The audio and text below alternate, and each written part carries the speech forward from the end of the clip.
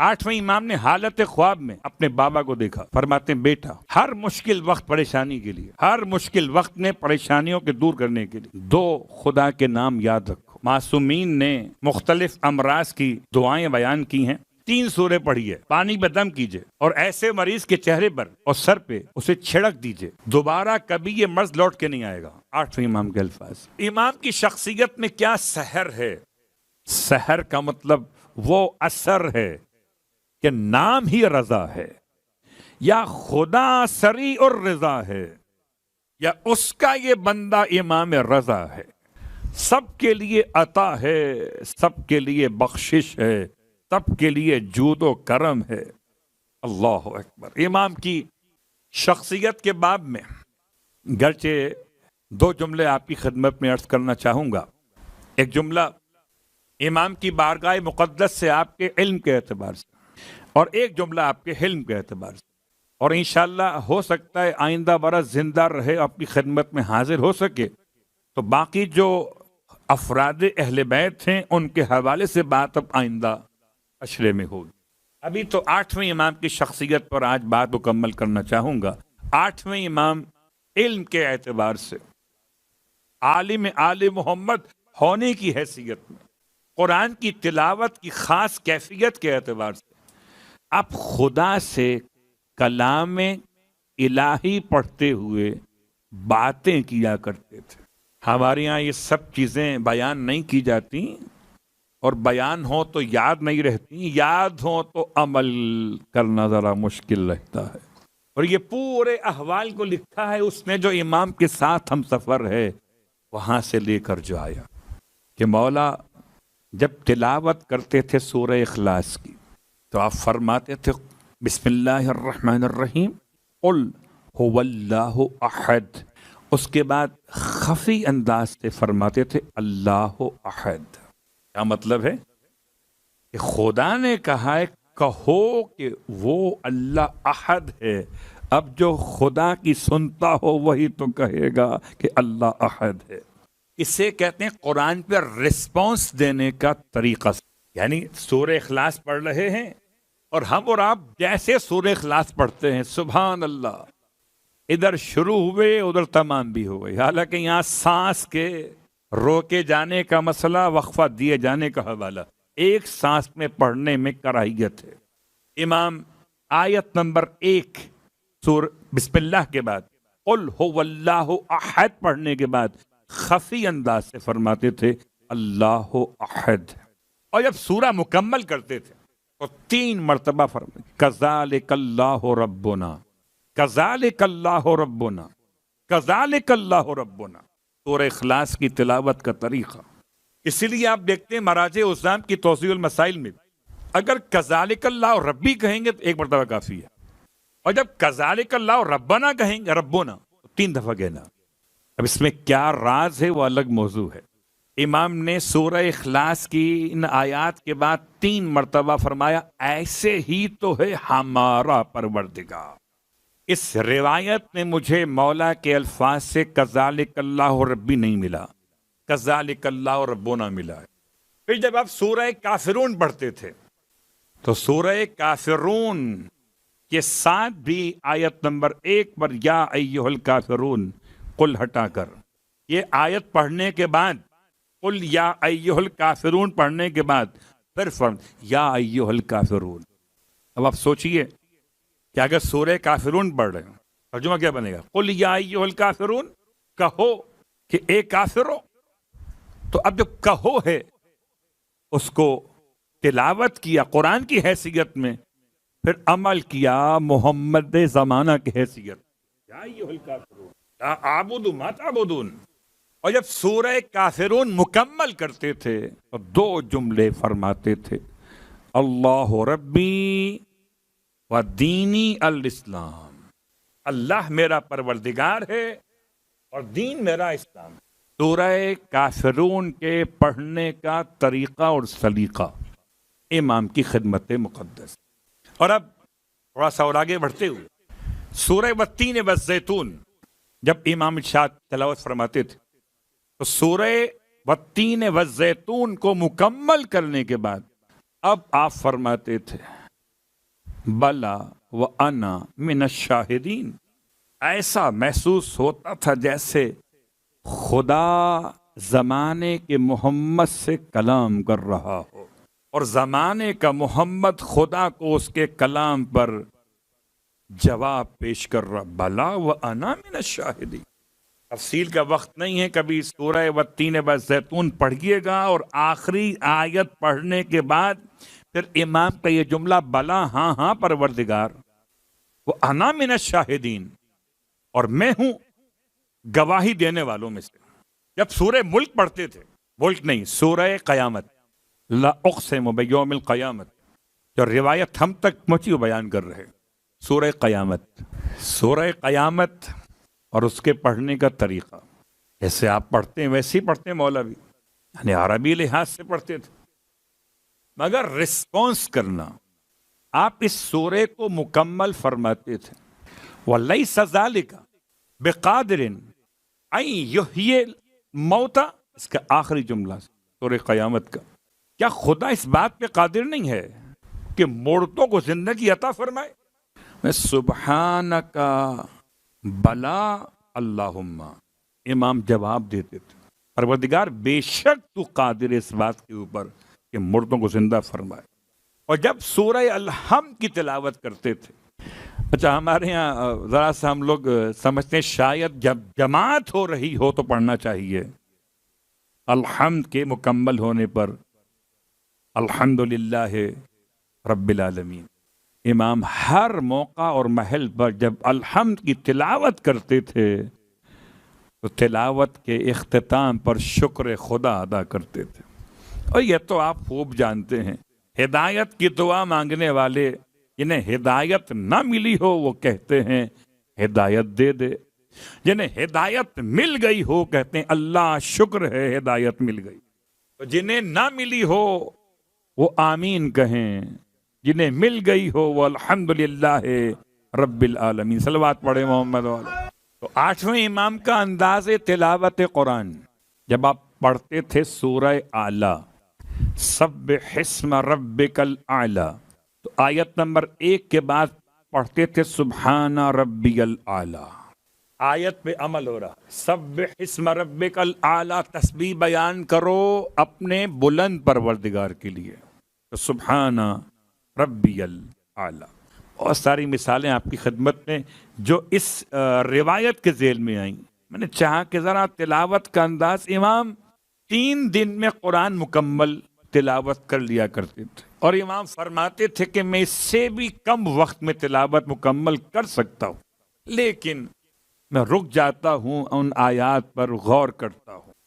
حلم کی پہچان علم کے ساتھ ساتھ امام کی شخصیت میں، اور کبھی وہ انداز کہ ابو حبیب لکھا بعض نے النباجی اور بعض نے پڑھا حبیب خراسانی، 2 الگ الگ مقامات لکھتے کہ یہ جوفا کا واقعہ ہے، مسجد جوفا میں، یا یہ مکہ مکرمہ کا واقعہ مسجد ابو ذر میں۔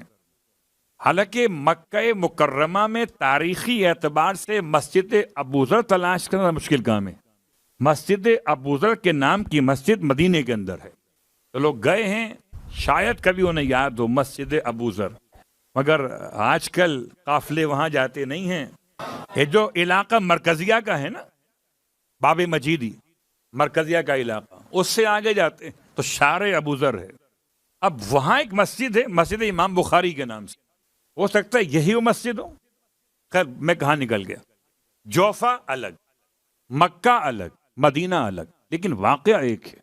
حبیب خراسانی اہل سنت کی شخصیت میں سے، اور حالت خواب میں دیکھا اپنے آپ کو یا مکے میں یا مدینے میں، جوفا کے اندر، جگہ میں اختلاف ہے، خواب ایک ہے۔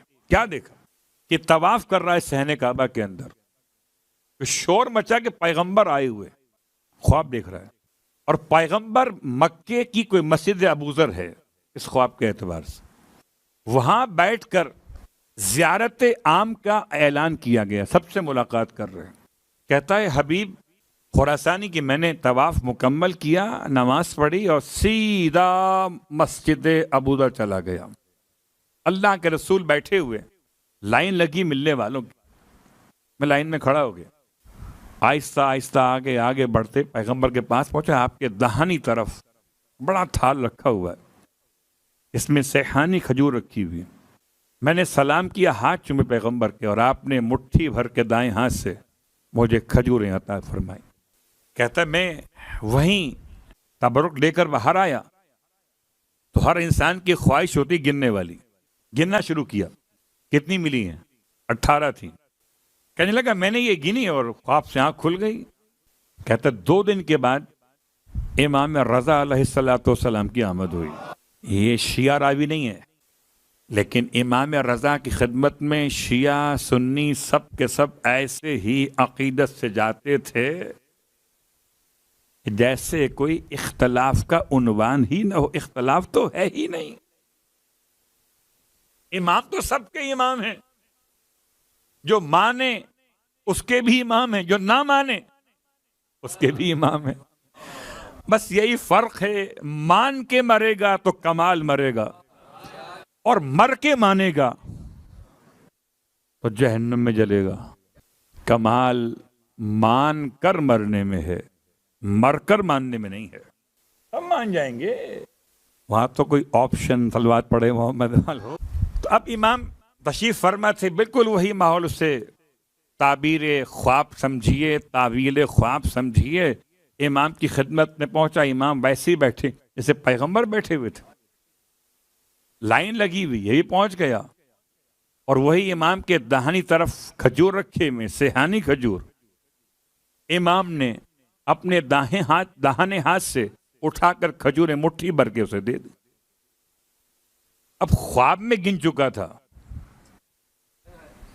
اس لیے خواب میں گنا مسجد کے باہر جا کے, یہاں گنا امام کے سامنے کھڑے ہو کر 18.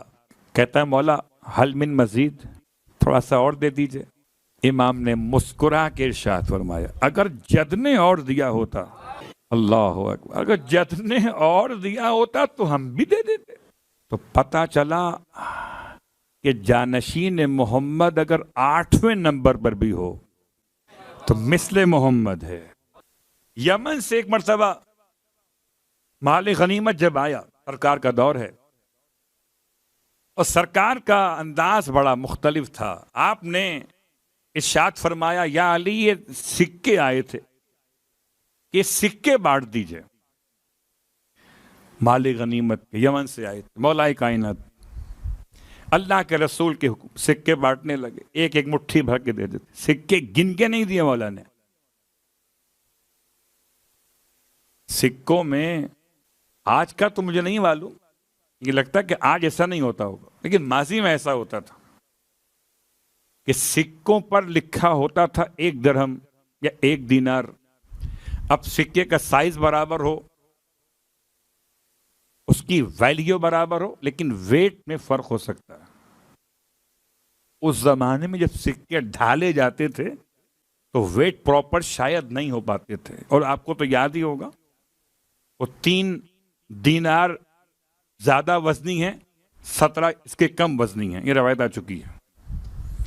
خیر, امام نے مٹھی بھر بھر کے مال غنیمت بانٹنا شروع کیا. ایک صاحب کو پرابلم ہو گئی, آئے رسول کے پاس کہ یہ تو علی انصاف نہیں کر رہے, کیا ہو گیا؟ کیا سب کو مٹھی بھر بھر کے دیتے ہیں, کیا پتہ کم چلا جائے, کیا پتہ زیادہ چلا جائے. اللہ اکبر.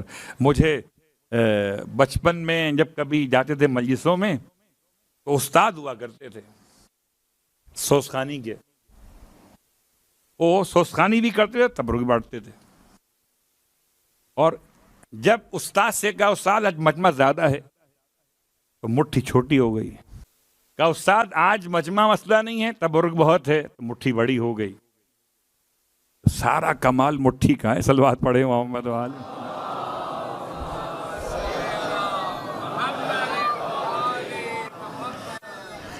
اور سوال تھا مولا کائنات کے حوالے سے, اشکال ہو گیا کہ علی انصاف نہیں کر رہے. کیوں؟ یا کسی کو کم کسی کو زیادہ, مٹھی میں نہ تول رہے ہیں نہ گن رہے ہیں. یا تول کے دیں یا گن کے دیں, نہ گن رہے ہیں نہ تول رہے ہیں. اللہ کے رسول نے ارشاد فرمایا اچھا ایسا کرو، جس کو مل گیا ہے نا سب کو لے آؤ، اور سب سے کہو جو ملا ہے وہ ساتھ میں لے کر آئیں۔ پھر فرمایا کہ ترازو منگا لو، اور ترازو میں جس کو ملا ہے ایک مٹھی یہاں رکھو، دوسرے کو ملا وہ مٹھی یہاں رکھو۔ فرمایا اگر جو کے برابر فرق ہو جائے تو محمد ذمہ دار ہے۔ اللہ اکبر،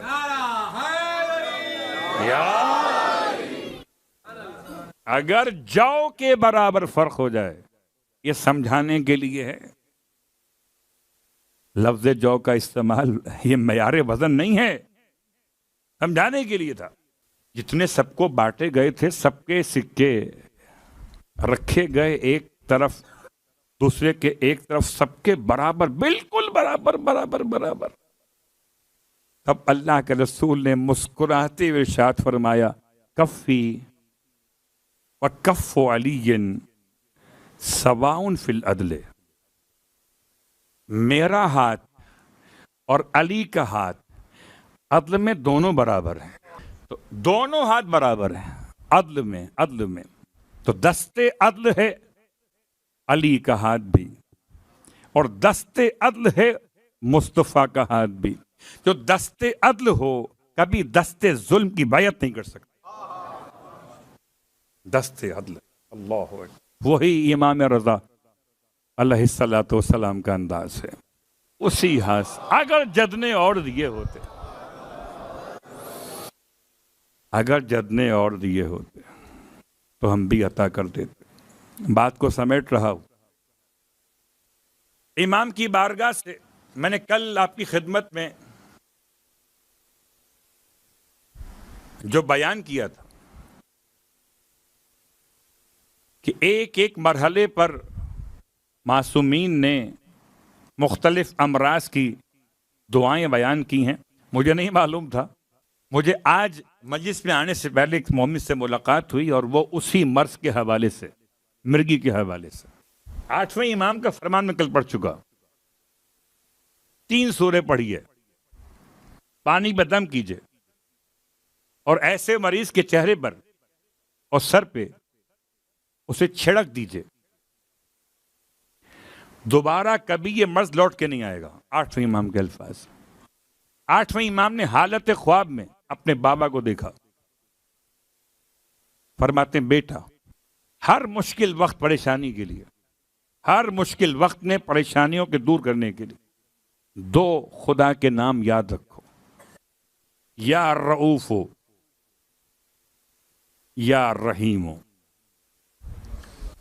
یہ بھی کتاب الباقیات صالحہ سے پڑھ رہا، یا رؤوف ہو یا رحیم۔ گرچہ میں نے دیکھا کہ ہمارے یہاں ایک مزاج بن گیا ہے، آسان عمل بتائیے تو مشکل حل نہیں ہوتی، یا طہورو یا طاہرو یا طہورو بتاؤں تو الگ موضوع ہو جائے گا، مشکل تھا ہو گئی، لگے کہ ہاں کچھ پڑھ رہے ہیں، یہ کیا یا رؤوف ہو یا رحیم ہو۔ تو 7ویں امام نے کیوں فرمایا پھر 8ویں امام سے آ کے؟ اس میں نہ وضو چاہیے آپ کو، نہ سمت قبلہ چاہیے، اور نہ اس میں کوئی فگر بیان کی گئی، بس جتنا چاہیں پڑھتے چلے جائیں، یا رؤوف ہو یا رحیم ہو۔ یہ 2 نام 7ویں امام کی بارگاہ سے 8ویں امام کی برکت سے ہم تک پہنچے اپنی مشکلات کے حل کے لیے۔ اور آخری بات آپ کی خدمت میں، 8ویں امام کا وسیلہ سفر میں تحفظ کے لیے بہت اہم ہے۔ اگر ہو سکے تو 8ویں امام کا درود یاد کر لیجیے، اللہم صلی علی علی ابن موسیٰ الرضا المرتضی الامام التقی النقی وحجتک علی من فوق الارض ومن تحت الثری الصدیق الشہید صلاۃ کثیرۃ تامۃ زاکیۃ متواصلۃ متواترۃ مترادفۃ کافضل ما صلیت علی احد من اولیائک۔ بس اتنا سا تو ہے، یاد کر لیجیے۔ اور جب سفر پہ جائیں، آپ سفر پہ جائیں آپ پڑھیں،